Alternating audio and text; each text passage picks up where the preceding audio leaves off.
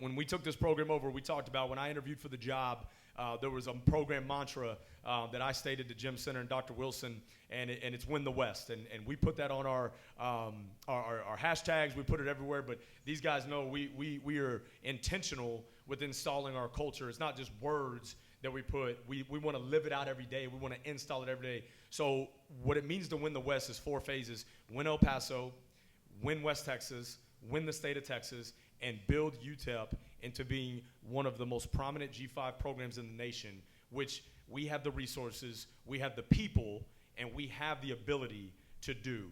And not a lot of people thought that when I took this job. And I love having a chip on my shoulder. I love dispel and miss. And that's what we're doing day by day is dispel and miss about our program. And I have some stats to back that up. But we returned 9 starters on this football team, which again, this day and age of college football, I think if you'd have said that 10 years ago, 9 doesn't sound like very much.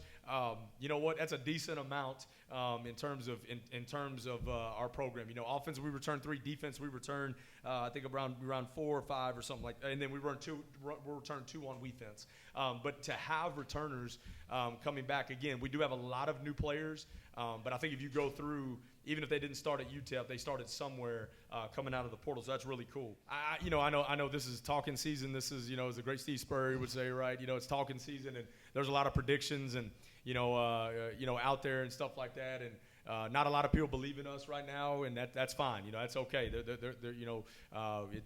one of those deals where people are going to find out one way or the other. And at the end of the day, we know what we're building, we know what we're doing, and we know the expectations we have for our program and our players. And I'm not one of those guys that's like, hey, I'm aiming year one to have this many wins or that many wins. To me, it's all about putting a competitive product on the field every single day, and that starts with having competitive practices each and every single day. And so that's what we aim to do. That's what we strive to do. It means everything. I go in, day out, work on my teammates. I put in the work for it. So, and my teammates, they make me better. They push me, and I push them to be better. So it means a lot. Coach, what does that mean to you to have somebody on that watch list your first year?